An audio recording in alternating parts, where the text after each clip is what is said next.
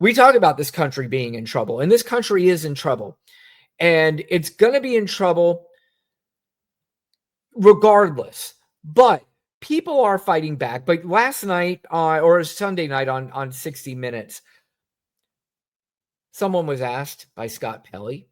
I wish I would have got the name. I didn't get the name. I do apologize. But he asked, when is America, at what point are they going to be in trouble? And this was his response. Is the tripwire, in your view, that would signal that the country is in serious trouble? Well, I think we're already there. Already there. We're there right now. And anybody that has their eyes open in any respect would know that we are in trouble right now. It is serious business time. And, I will tell you, so I followed politics for a very long time. And during that time, outside, because I don't watch cable news. I refuse to watch cable news, but I would watch. I loved Jon Stewart. I loved people like Jon Stewart and John Oliver who could do it in a manner that is funny, but very intelligent, very smart, and gets the point across. One small problem I'm having now, though, with some of the people who are the best at relaying these messages is right now, for me, a lot of shit is not even funny. And I still watch Jon Stewart and I'll listen to his monologue. And there is a part of me now that just when I hear him giggle about something, I'm like, okay, this was maybe during the Bush time, maybe the Obama time, maybe even during the first Trump administration. But now things are just not funny. Things are extremely serious. And I don't want to, I know people think it's hyperbolic, and I'm not trying to be somebody that is scaring people and doing the sky is falling, but it's close. I mean, we're in a very scary time now. And if people do not start understanding in this country what's happening, it's going to get away from us because they are moving at warp speed with this. They are moving and they are not going to back down. They're going to continue to move, and they're going to move so fast. And part of the strategy is to keep continuing to throw shit at the wall where you're confused, you don't know what's going on, and that's the plan. And it is working, and people need to start opening up their eyes. But I'm starting to see people opening up their eyes. But this is one other thing before I show the clip of people opening up their eyes. To me, again, this is the kind of stuff that if you are not concerned about this as an American, then you are not paying attention. This is the guy that you think you elected president, Donald Trump, talking when he was asked, when he calls Zelensky, the president of Ukraine, a dictator, he was asked the same question about Vladimir Putin, and this was his response.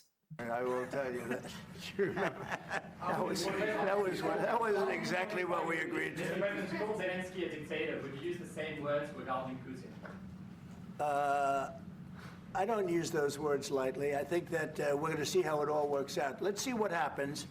I think we have a chance of a really good settlement between various countries. And, you're talking about Europe, and you're talking about Ukraine as part of that whole situation.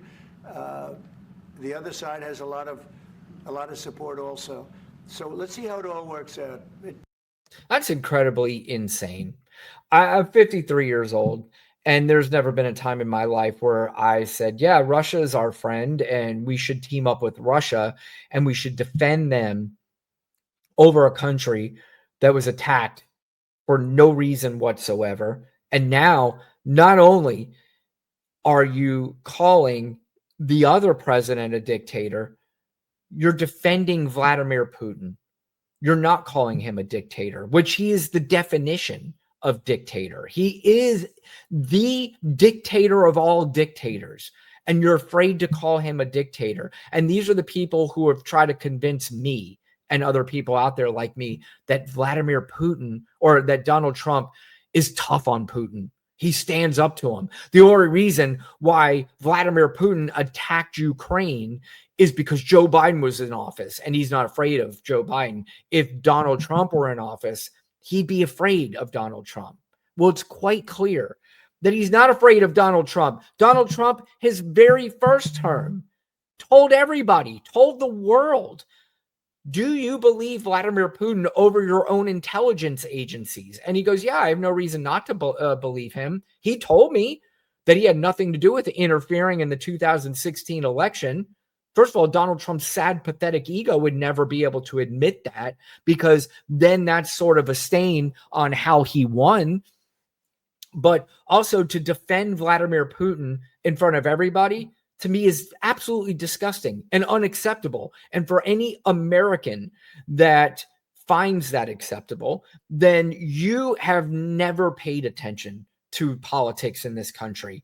All you do is you pay attention to the people who know you're going to listen to and regurgitate everything that they say. And I'm telling you, this is all this stuff adding up. This is just not good, and it's not going to be good. But as I said, here is sort of the silver lining, is we have people who right now, just a month into Elon Musk's presidency and Donald Trump sitting in the background watching it happen, is there are people who are already getting pissed off. And there was a montage put together of people in town halls in Republican districts that right now are showing their concern and their anger towards what is going on. My concern right now, and I think I speak for a lot of Americans, is Elon Musk. How can we be represented by you if you don't have a voice in Congress? I'm a registered Republican voter and retired active Army officer. How can you tell me that Doge, with some college whiz kids from a computer terminal in Washington, D.C., without even getting out into the field, after about a week or maybe two, has determined that it's okay to cut veterans' benefits? When are you going to wrest control as the Congress back from the executive and stop hurting your constituents? Are you willing to use your subpoena power to say, Musk, come in here, stand in front of Congress, and answer some hard questions? When will you stand up to them and say that is enough? And by the way, if you think that these are people who, if you think these are people that are just Democrats or whatever, there are plenty of clips. And you know what? If you don't want to believe me and you want me to prove it to you, then certainly send me an email and say, hey, send me the clips of where these are actually done in Republican districts. And I have no problem sending those to you. Because I know a lot of you out there who argue with somebody like me, you don't like doing research because you just like believing what you want to believe rather than being told the actual truth. And to me, that's a very strange way of going about life. Like, why would you possibly want to be lied to? What is it inside of you that satisfies whatever it is that is satisfying you? And I've been over this a million times. It's sort of psychology 101. When you're going against your own interest, there's a bigger thing at play here. And that bigger play is, unfortunately, I've said this, one of two things. Either you're not very politically bright, or there's something about you where the racism and the misogyny and the xenophobia and the homophobia and all that stuff that comes together, that to you is more important than what is actually happening in this country. That to you is more important than your own self-interest. And even if it's not your own self-interest, it's somebody close to you, somebody very close to you, where it's their self-interest. And you're allowing this to happen. You allow it because you just think it's hilarious that liberals are being trolled. This is the dumbest timeline I've ever lived in my entire life. I don't care about trolling Republicans or trolling MAGAs. Will I respond to when MAGAs troll me? You are goddamn right I will. But like, my life's whole being, I don't wake up every day and go, I can't wait to troll MAGAs. I've seen Donald Trump supporters. I've seen Elon Musk supporters, and their whole life revolves around these two. I am a Democrat, but I've said this a million times. I don't need one particular person to win. I need the ideas to win. I need whatever it is that they are presenting for the country that is going to help me, that's going to help everybody else. I know I only can't be helped. So I'm willing to concede some things that will help everybody, even if it doesn't help me. I am fine with that. And I'm not even saying I agree that there are things in the government that can be cut. There are things that we can save 100%. You think I want the guy who is the richest person in the world, who wasn't even born here, who is receiving billions of dollars of subsidies to his companies, and those very companies are being investigated by some of the administrations that he is cutting, that he's getting rid of? In what way does that make sense? In what way is that not corrupt? You guys keep talking about corruption. That's the most fucking corrupt thing I've ever heard in my life. A guy who wasn't born here, who's receiving billions of dollars of subsidies to his country. And quite frankly, I've asked this question once before. Somebody's got to explain this to me. One of his companies is Tesla, and Tesla makes electric cars. Electric cars, we gave subsidies to these electric cars because we believe in climate change, and we believe his electric cars are helping combat climate change. That's the reason why our government was giving him billions of dollars of subsidies. Now he works for a government who calls climate change a hoax. And they also say that they don't believe it. We're pulling out of the Paris Agreement. We're doing all that stuff. So if that is the case, then somebody explain to me that why are we not cutting out the subsidies to the electric car companies, including Tesla, that the government says that they call it a hoax?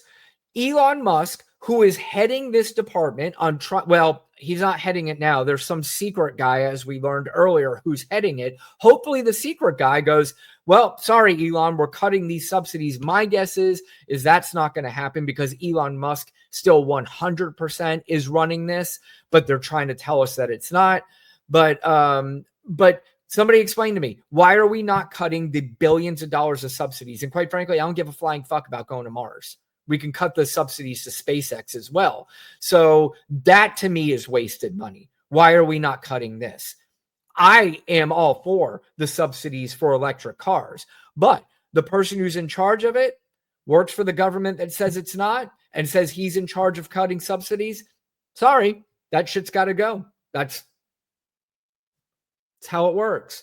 So, but one other person, we talk about fighting back, and these are the things that we need to see more of. We need to see the fight back. And there's one thing too, is that when you have a government like we have now that thinks are just going to roll over everybody, you need tough, strong people to go, no, this isn't going to be as easy as you think.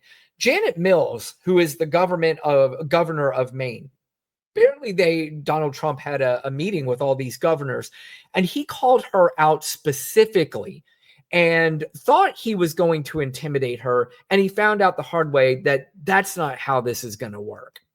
Is Maine here, the governor of Maine? Well, are you not going to comply with it? I'm complying with the state and federal laws. We are the federal law. Well, you better do it. You better do it because you're not going to get any federal funding at all if you don't. And by the way, your population, even though it's somewhat liberal, although I did very well there, your population doesn't want men playing in women's sports. So you better comply because otherwise you're not getting any federal funding. See you in court. Every state, good. I'll see you in court. I look forward to that. That should be a real easy one. And enjoy your life after governor because I don't think you'll be in elected politics. See, and this is the tyrannical government that they want to have, that, you don't agree with me, then we're going to do everything we can to make sure that you never work in this job ever again.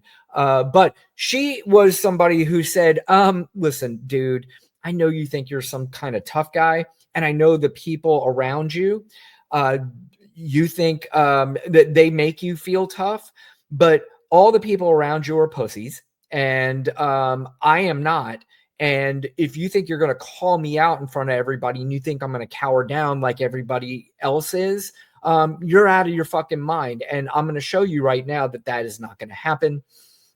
So I appreciate her efforts. And this is the kind of shit that we're going to need more and more of.